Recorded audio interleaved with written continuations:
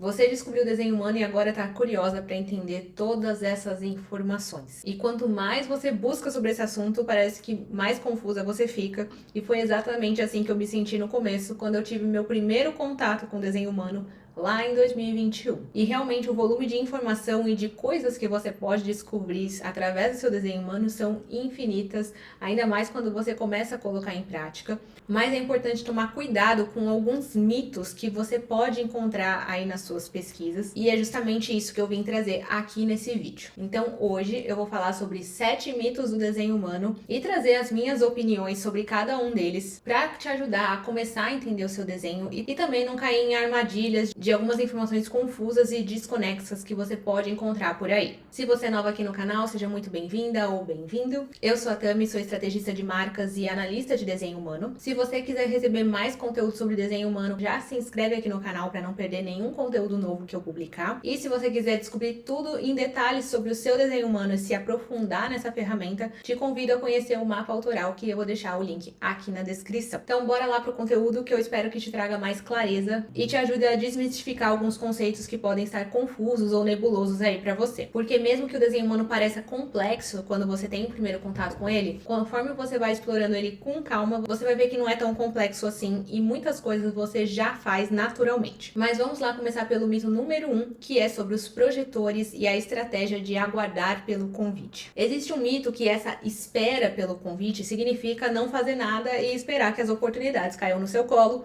mas isso não é verdade. E eu posso falar com propriedade sendo uma projetora. E eu nem gosto muito desse termo esperar pelo convite ou aguardar pelo convite, que é o nome tradicional e correto dessa estratégia, mas eu costumo dizer para as minhas clientes que, ao invés de esperar, elas devem se preparar para o convite, o que torna essa espera muito mais ativa. E não é algo que você simplesmente não está fazendo nada e só parado esperando algo magicamente se transformar, porque não é assim que a gente evolui como pessoa e como sociedade. E durante esse período de preparo, é importante que a projetora, em primeiro lugar, se reconheça antes de qualquer pessoa. Pra gente, o reconhecimento é muito importante, mas se a gente não se reconhece, a gente nunca vai conseguir aceitar e integrar o reconhecimento genuíno do outro quando a gente receber esse convite. Então vai parecer que a gente nunca recebe convite nenhum, mas isso é um reflexo de um desalinhamento com a sua estratégia. Outro ponto que as projetoras podem fazer ao se prepararem para o convite é se tornarem especialistas naquilo que elas querem entregar. Projetoras adoram estudar e ficar imersas naquilo que elas amam. Então esse momento de preparo é importante para construir a sua autoconfiança e também o autorreconhecimento. Quanto mais você se aprofunda no que você quer entregar e no que você sabe, mais você vai se sentir confiante para colocar em prática o terceiro ponto desse preparo para o convite, que é compartilhar a sua visão e ser vista, que é um dos movimentos mais bonitos na missão da projetora e também muitas vezes o mais difícil de integrar. Mas vamos um pouco além, vamos entender por que essa estratégia é tão importante para a projetora. A nossa aura, ela é focada e penetrante. E por conta disso, nem todo mundo está preparado para receber a sua visão de projetora. Por isso que quando você entrega o seu olhar e a sua visão para uma pessoa específica, quando você ajusta o seu foco para uma pessoa só, que não te convidou para compartilhar sua visão, você vai se sentir rejeitada e vai experimentar a amargura, que é o seu tema emocional, porque aquela pessoa não vai ligar para absolutamente nada que você tá falando. Ela não te convidou para você compartilhar a sua visão com ela. E olha, isso pode ser desafiador em níveis diferentes para cada um. Eu já passei muito por isso, de olhar para pessoas que tinham um extremo potencial de querer ajudar essas pessoas, de chegar e querer aconselhar e ajudar essa pessoa e simplesmente nada mudar. E isso é só um sinal de que essa pessoa ou não tá disposta a mudar ou não quer receber a sua visão. Ela não te deu o reconhecimento dela para que você ajudasse, contribuísse com a situação que ela tá passando. Ao mesmo tempo, a gente tem que tomar muito cuidado, porque se a gente entrega a nossa visão sem ter sido convidada, a gente também pode ser vista como alguém que é arrogante, que acha que sabe o que é melhor pro outro, ao invés de deixar que ele decida por si só. Agora, quando o seu olhar é entregue para alguém que te deu o reconhecimento, que fez o convite para você, é completamente diferente. Aquela pessoa valoriza a sua visão e o que você tem para entregar, então ela vai ser mais receptiva, porque foi uma decisão decisão dela saber o que você enxerga com relação à situação dela. E essa estratégia existe para que você saia daquela energia de eu quero muito ser escolhida, pelo amor de Deus, me escolhe, e te colocar no lugar de guia que você veio aqui para exercer como projetora e que tem uma energia muito mais alinhada com essa é a minha visão e no lugar da minha cliente ideal, da minha amiga, da pessoa que me reconheceu, eu faria de tal forma para resolver determinado problema. Quando você assume esse lugar, você se torna mais atraente para convites alinhados com aquilo que você quer entregar. E isso vale para suas redes sociais, tá? Se você tem uma presença digital, você não precisa esperar pelo convite de nada. As pessoas que te seguem, que acompanham o seu conteúdo e que consomem você, já estão te convidando para receber a sua visão. Mas é claro que para acessar em um nível mais profundo, para solucionar um problema que você consegue resolver, ela vai fazer esse convite e entregar esse reconhecimento de outras formas, te acessando através dos seus produtos, dos seus serviços e no formato que você se propõe a entregar a sua visão. Projetoras bem-sucedidas se reconhecem e levantam a própria bola mesmo. E elas precisam fazer isso para receber o reconhecimento e viver a sua assinatura energética, que é o sucesso. E normalmente é uma das feridas mais comuns que toda projetora tem que passar na vida para poder integrar essa estratégia na sua totalidade. E essa dificuldade vem porque nós vivemos em um mundo construído por geradores, em que tudo é muito acelerado e que existe essa ideia, ou talvez essa crença coletiva de que você precisa se esforçar muito e além da conta para que o seu esforço valha a pena. Ou então que o que você produz determina o seu valor. Mas você veio integrar a ideia de que não precisa ser muito difícil conquistar a sua visão de sucesso. As coisas não precisam ser tão difíceis quanto a sociedade fez a gente acreditar. E pensar que não vai ser difícil não significa que você não tem que se esforçar para fazer as coisas acontecerem. Mas esse esforço vai ser mais consciente e eficiente, que é um dos maiores dons das projetoras também. Quando você faz o seu trabalho como projetora, começa a assumir quem você é, os seus dons e talentos, a sua autoestima, a sua autoconfiança e se reconhece primeiro antes de pensar em ter o reconhecimento externo, as coisas começam a mudar. Então a frase principal para você acabar com esse mito e integrar esse momento de se preparar para o convite é focar em cuidar do seu jardim e confiar que as borboletas vão chegar até ele. Isso me leva ao mito número 2, que é com relação aos geradores e a estratégia deles, dizendo que eles devem esperar para responder. Dentro do desenho humano, as palavras têm muito significado e colocar o termo esperar para geradores ou geradores manifestantes simplesmente não tem o menor sentido, de verdade. A aura desses tipos energéticos, elas já são atraentes naturalmente, elas já atraem oportunidades para o próprio campo de forma natural. É como se as pessoas desses tipos energéticos tivessem um Wi-Fi divino sempre ligado. Então, se você é gerador ou gerador manifestante, você está sempre em resposta. As coisas que você vê, o que você consome, as coisas que você toca, as pessoas que você interage, conversa, tudo isso são possíveis oportunidades, situações que podem te trazer confirmações para você responder com o seu sim sacral ou ignorar e seguir a sua vida. Então, você está respondendo o tempo todo. Não existe isso de esperar para responder. Esperar é a estratégia dos projetores e também dos refletores com a questão do ciclo lunar. Mas no caso de vocês, falar que vocês precisam esperar para responder não faz sentido algum e mina completamente a energia natural que vocês já têm. Porque o ponto é que vocês estão sempre respondendo, mas não significa que vocês estão agindo por causa dessas respostas. O movimento ele vai acontecer depois da confirmação a partir da sua autoridade interna, que pode ser sacral ou emocional,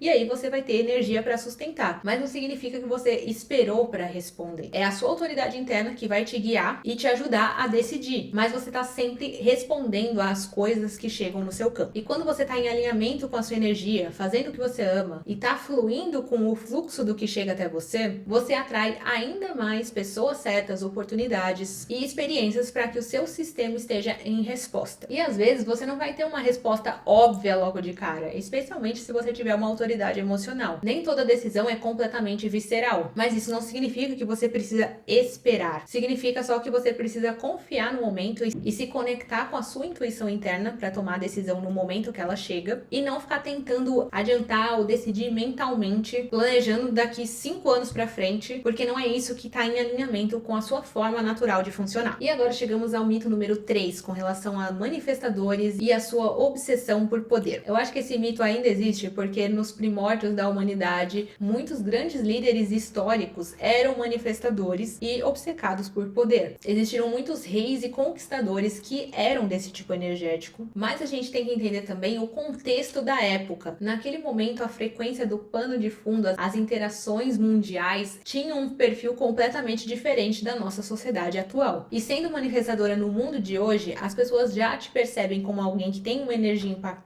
às vezes tem uma energia masculina, mas isso não é regra para toda manifestadora. E você veio aprender a lidar com essa energia, por isso que existe a sua estratégia e autoridade para te guiar nesse caminho. Porque se tem uma coisa que deixa o manifestador pé da vida, é quando eles falam e não são ouvidos. E isso acontece quando você tenta forçar a sua visão ou tenta fazer todo o movimento seu uma estratégia para você se provar e mostrar que tem poder. Ao invés de simplesmente aceitar que você tem esse poder, que você não precisa provar absolutamente nada para ninguém e que basta você agir a partir dessa confiança interna, obviamente usando a sua estratégia, que é informar, para gerar menos resistência nas pessoas que estão aí à sua volta e vão receber o seu impacto. E isso é muito coerente com o manifestador porque a sua assinatura energética é a paz. Então, quando você para de focar no poder, na busca por aprovação e foca na sua energia interna em criar paz, tanto para você quanto para os outros, as coisas começam a mudar para você. Eu acho que boa parte das pessoas, quando conhece a energia do manifestador, foca muito na questão da dominância, no fato deles terem uma aura mais seletiva e fala um pouco do papel tão importante que eles têm em trazer e sustentar a energia da paz, que faz parte da essência do manifestador. O fato da energia de vocês já ser seletiva naturalmente faz com que você só atraia as pessoas que se identificam com a sua visão. Então, para essas pessoas, você não precisa provar absolutamente nada, elas já confiam em você naturalmente. Quando você foca na sua assinatura, que é a paz, as pessoas vão te admirar, elas vão querer a sua liderança e vão te pedir ajuda para guiar o próximo capítulo delas. Agora vamos pro mito número 4, que diz que você precisa saber tudo do seu desenho humano para ver a mudança de fato. E honestamente, você só precisa conhecer seu tipo energético e a estratégia de vida que acompanha ele e a sua autoridade interna. Se você integrar isso, você já está na frente de milhares de pessoas que nem sabem que o desenho humano existe. Como eu já falei em outras ocasiões, eu acredito muito que o autoconhecimento aplicado é a maior vantagem competitiva da nova era. Então, não basta você saber sobre o seu desenho humano. O que vai trazer a mudança de fato é você ter coragem de confiar e viver em alinhamento com essa descoberta que você teve. Então, viver o seu tipo energético, seguir a sua estratégia de vida e escutar os sinais que o seu corpo te manda através dos temas emocionais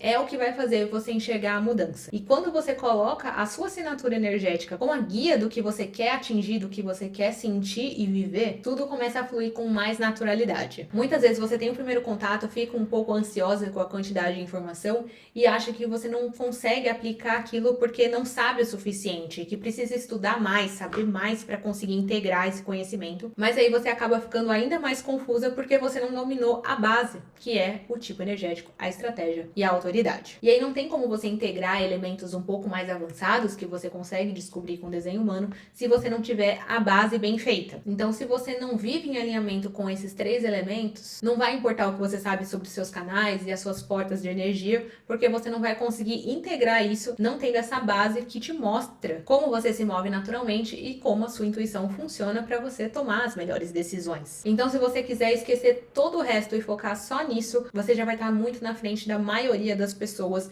que às vezes até conhecem o desenho humano, mas não vive ele na prática. E agora vamos pro mito número 5, que é um dos meus favoritos, que dizem que os refletores são fracos, que eles não têm energia, porque tem todos os centros abertos. E existe toda uma narrativa de que os refletores são super sensíveis por conta dessa abertura energética. E sim, esse tipo energético realmente tem muita sensibilidade, mas ter sensibilidade é completamente diferente de ser fraco. Até porque com todos os centros abertos, vocês estão constantemente absorvendo informações do ambiente e amplificando isso no coletivo. E o fato de você ter essa sensibilidade pode sim ter suas consequências físicas. Você pode sentir ansiedade, você pode ter alguma reação corporal e por conta disso precisa aprender mecanismos para criar uma barreira de proteção da sua energia. Mas o mais importante aqui é que um refletor, quando ele é alinhado, é um dos tipos energéticos mais destemidos que existem e ouso dizer que eles conseguem alcançar isso com muito mais facilidade do do que os projetores. Porque quando o refletor consegue lidar com essa energia mutável e sabe separar o que é dele e o que é do outro, é como se a aura do refletor fosse um teflon. Então as coisas passam por ele, mas nada gruda, porque ele entende o que é dele e o que é do outro e aprende a se colocar nos lugares certos para amplificar boas energias. Agora, quando o refletor tá desalinhado, ele começa a ficar inseguro, tentando se agarrar a certezas, e essa sobrecarga pode acabar adoecendo o refletor, quando ele não sabe como lidar com essa energia que é muito aberta e de muita sensibilidade. Agora, quando o refletor integra o seu tipo, ele tem a capacidade de refletir apenas aquilo que faz sentido e que vai cumprir o trabalho energético dele e depois deixar aí sem apego nenhum, se permitindo experimentar coisas novas. Então é uma coisa de você experimentar tudo, mas ao mesmo tempo não possuir nada. É uma força que é livre, muito destemida e não precisa provar absolutamente nada pra ninguém. E é muito bonito de ver um refletor alinhado com a própria energia. O mito número 6 diz que você precisa se identificar com absolutamente tudo do seu desenho humano. Eu sou uma grande defensora que não é toda estratégia que funciona pra todo mundo, e o mesmo vale pro próprio desenho humano. Quando eu conheci o desenho humano pela primeira vez em 2021, eu não entendi absolutamente nada. Eu não sabia o que eu podia fazer pra colocar aquilo em prática. Então foi meio que um autoconhecimento passivo. Eu olhei aquela informação e falei, muito legal, eu não posso fazer absolutamente nada com essa informação, então vou seguir a minha vida. E aí, anos depois, isso começou a aparecer de novo pra mim, o que foi um sinal que eu decidi confiar e mergulhar nesse conhecimento que realmente transformou a forma como eu me enxergo e me movimento na vida. Eu acredito muito que a gente encontra as coisas certas e aquilo que a gente precisa no momento certo. E com o desenho humano foi assim. Tem outras coisas que eu encontrei em outros momentos da minha vida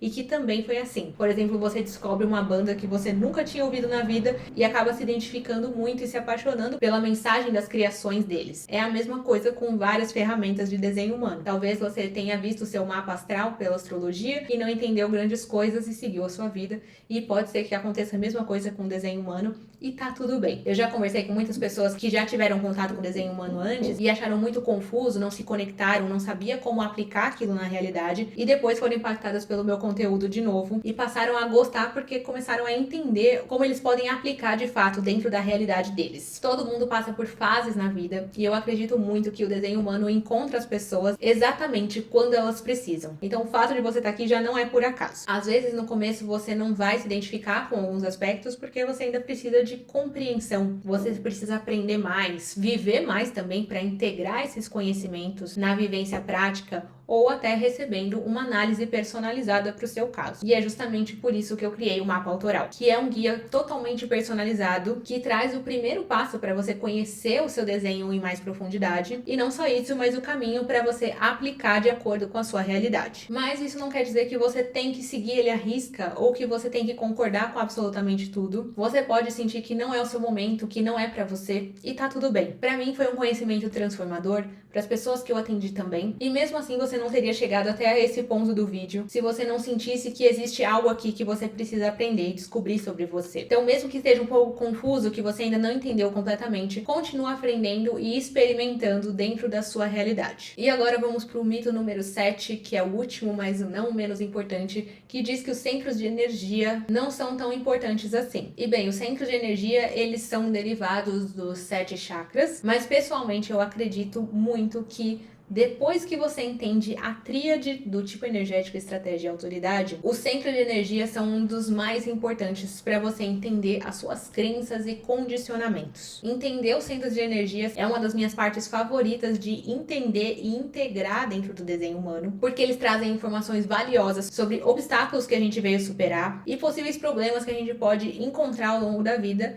E, obviamente, o desenho em si, ele já é o caminho para a gente lidar com esses desafios, o que é maravilhoso. E muitas vezes as dificuldades que a gente passa e as provações que a gente sofre são sinais de lições que a gente veio a aprender a integrar nessa vida. E é como se a sua estratégia de vida e a sua autoridade interna fossem as ferramentas para você superar esses desafios e evoluir. Então faz parte da nossa experiência humana enfrentar desafios, porque são eles que fazem a gente se compreender profundamente e alcançar um novo nível. E os centros energéticos, eles mostram como a gente é influenciado e como a gente influencia o ambiente. A gente consegue identificar os sintomas e os temas que a gente veio trabalhar nessa vida. E entendendo isso, a gente usa a nossa estratégia de autoridade para lidar com esses desafios e manifestar a nossa sabedoria. Então, por isso que eu considero os centros de energia a próxima coisa mais importante para a gente integrar e entender dentro do desenho humano. E agora eu quero saber de você, se você já ouviu algum desses mitos, se você já sentiu eles na pele e se já encontrou o seu caminho para lidar com esses desafios através do seu desenho humano. Então me conta aqui nos comentários que eu vou adorar conversar e trocar com vocês. E esse feedback é muito importante para eu saber que esse conteúdo foi útil para você. E por fim, não se esqueça de se inscrever no canal e deixar o seu like se você gostou desse vídeo, para que esse conteúdo alcance cada vez mais pessoas e a gente crie uma comunidade cada vez mais forte que confia na própria intuição para tomar decisões. Te vejo no próximo vídeo.